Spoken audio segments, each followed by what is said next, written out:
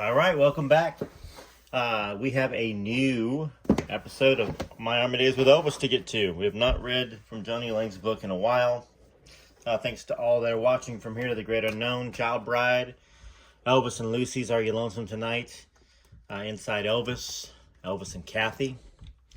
Getting a lot more emails from y'all too, which, as you know, I try to respond back to those if I can as well. RareElvisPhotos@gmail.com. I heard from Desiree today, again, by the way, so her and I will be talking soon. Now, I don't know whether we're going to do anything for the channel or not. We haven't really discussed that, but we're going to get to know each other a little bit. So that's very nice, and she said to make sure I say thank you to all of y'all that are being kind and sweet about her mother's story. So let's get to my Army Days with Elvis. Thank you to the new members that have signed up, and to those of you leaving super thanks. Gonna go ahead and scroll some of y'all. Okay, where are we at? Kind Southern Gentleman. Well, I know we did that. It's been too long. The Big Brawl. That's when Johnny got in a fight with some Germans over there in Germany. Winter illness. Okay, I think this is where we're at. Chapter 28. Alrighty. Make sure you buy this book at Amazon if you can for Johnny's sake, and keep it up on your shelf. It's got some great pictures of him and Elvis and just a lot of great, wonderful stories. Chapter 28, Winter Illness. One time Elvis was sick in the barracks. He was in a different barracks, but we were all combat training in Grafenwehr. This one day I went looking for Elvis. I never had any trouble finding him, even if I didn't know where he was. I said, "Hey, where's Elvis?" And anyone could tell me where he was. One time it was about 20 degrees above in the wintertime, February in Grafenwehr. And he was in this depressing cement block building, miserable. I found where he was, walked in, and he was by himself. He was lying in the bunk with a blanket scrunched down by his waist. I said, "El, I know you're not feeling well, so I'm not going to stay long." And he said, "All the guys are training. I stayed behind. I got a cold. I don't feel good." It was even cold in that old cinder block building because we were in combat training. I said, "I'm not going to keep you." I sat on the edge of the bed, and Elvis and I are talking, small talk. I'm thinking to myself, here's one of the most famous people in the world, and it's just him and me. How many people in this world would give their right arm to be where I'm at right now? Well, this is what I was thinking in my mind in that very moment. And I said, "El, can I ask you a question?" Sure, Johnny." "All the people you know in the world, and all the fame you have, why are we friends?" He said, "I'll tell you something, Johnny. You and I are friends because if I was a janitor, you'd still like me. And thank God I'm not." I laughed and I looked at him and said, "Well, thank you." I got up and I took the blanket and I pulled it up to his chin. I said, "Babe, take care of yourself." And he said, "I'll be all right, Johnny." I'll never forget that. That's what makes this book such a great book. It's such a nice little glimpse into Elvis. At the age of 23, really. 22, 23. Right? 23, 24, I guess. Very nice of Johnny to write that, and for Keith Paola to send it. All right, chapter 29. My Wife Meets the Guys, first concert. Now, a wonderful memory is when Elvis played the Pontiac Silverdome in Michigan in 1975. I took my then wife and oldest daughter, Lisa. She was around 12 years old. By then I had gone bald, so I went out and bought a toupee because the guys hadn't seen me for years and I didn't want them to know how much I'd changed.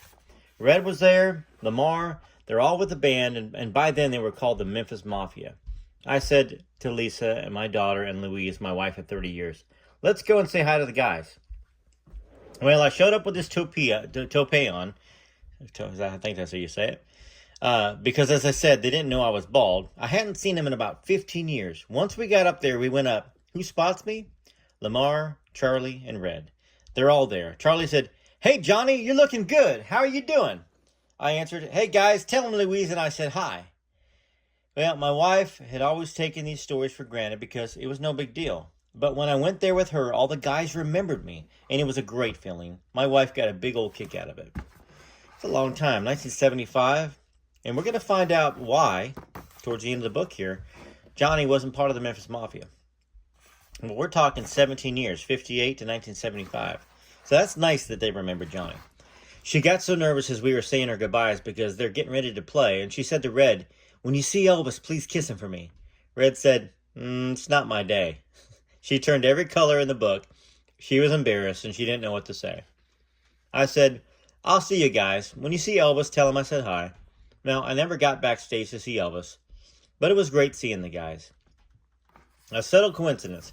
My daughter, Lisa Maria, was born in 1963. Elvis's daughter, Lisa Marie, was born 5 years later in 1968. Not exact middle names, but darn close. I think he would have gotten a kick out of that. All right. Chapter 30, Olympia Stadium, second concert. When I saw him in concert again at Detroit's Olympia Stadium in 1977, he was on for 2.5 or 3 hours. The place was packed. He was playing a mix of all his rock and roll hits. The guy was like a god up there. You couldn't even hear him sing. They were screaming so loud. I took my then wife Louise, my sister Barb, and her husband.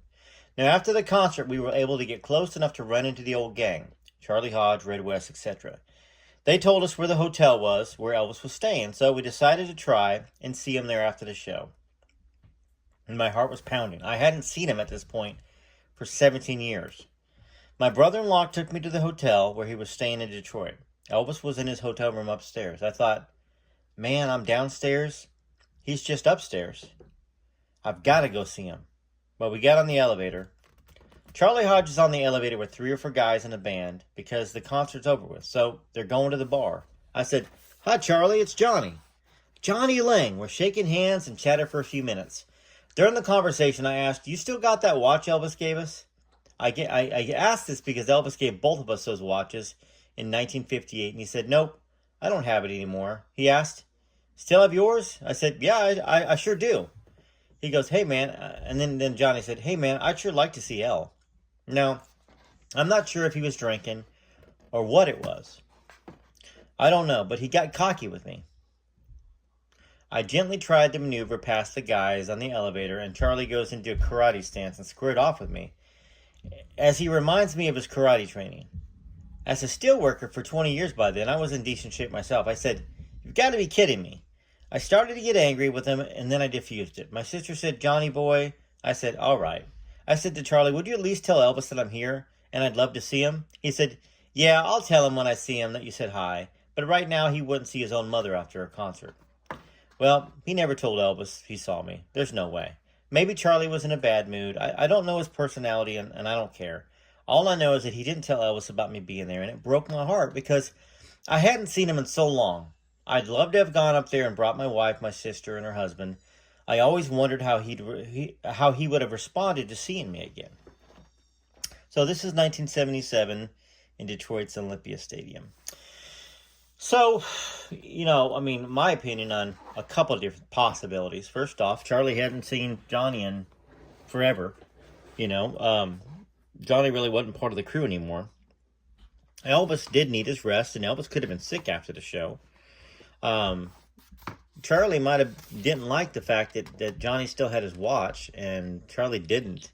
So it kind of would make Johnny look kind of special, and Charlie not. We know there was some jealousy, even with Charlie. So that's that, and maybe we'll have a little bit more input here as we get further towards the end of the book. Inquiring Minds, Chapter 31. In the late 1970s, I was enjoying my usual weekly grass cutting as we had a big yard. It was a hot summer day in Mount Clemens, Michigan, and my wife said, "Hey, you're wanted on the phone. Somebody from Florida wants to talk to you. You know anybody in Florida?" I said, "No, I don't know anybody in Florida." "Well, this guy's on the phone who wants to talk to you." So I shut my lawnmower off and I go into the house. "Yep, there's Johnny Lang. Who is this?" He said, "I'm one of the senior editors from the National Enquirer. Your neighbor called us and said you were in service with Elvis for almost 2 years and knew him quite well." I said, "Well, yeah, that's true." "Well, we're willing to pay you a lot of money for a story about you and Elvis." And I was like, "Oh, okay, well, what is it that you want to know? When we play football or what?" He said, "No, we'd like to know behind-the-scenes stories." "Oh," I said, "I know what you want." I said, "It's a check in the mail. You don't have to bother about putting it there because I'm not saying anything about Elvis." He said, "There's a lot of money involved here. Let's just..." "Thank you. It's been a pleasure." And I hung up. I was pissed. Surely they wanted me to tell the dirty crap. Some folks in the public love hearing the garbage. I've never told an unflattering story about him. I've been offered but wasn't interested. He was my friend. I never stopped thinking about the guy or the good times we had. I remember it like yesterday. Well, over 60 years ago yesterday. Well, I promised you I'd bring some Army Days with Elvis, and doesn't it always make you feel good to hear those stories? I know we had some issues here with Charlie Hodge and Johnny wanting to see Elvis, but you know, maybe Charlie could have communicated it better, and maybe Charlie was drinking. You know, this is the 70s, and everybody was kind of hopped up and doing stuff to keep up with Elvis. He was constantly doing these shows, being on the road. So I don't know. I want to give Charlie a pass on this, but you would think 17 years, but you know, you'd think he would at least send a message up, and but it was after a concert. Elvis was exhausted. And at the time, once again, I don't think Johnny really would have understood it, or his sister. But they told him where Elvis was staying. But maybe Johnny should have had some drinks with the guys first. Once again, Johnny seems to be a pretty direct guy. You know, and I don't think he was thinking that Elvis's crew would be very defensive of anybody. I mean, he didn't really know all the stuff that we know now. And maybe Johnny knows more now because he's read books. But Elvis was exhausted after shows. He did all the meet and greets. He wasn't feeling it in the 70s, you know. And I think that was 77. He was sick. So, that being said, let me know what you think. Let Johnny know in the comments if you've enjoyed it. If you want to hear him have a nice conversation with me like I've been having with Derry Matera, the author of Are You Lonesome Tonight? And hopefully we can set that up. Because I bet you there's some stories that are not in this book that he can tell. And wouldn't you love to hear them? All right, this is Rare Elvis Photos, TCB TLC. Till next time.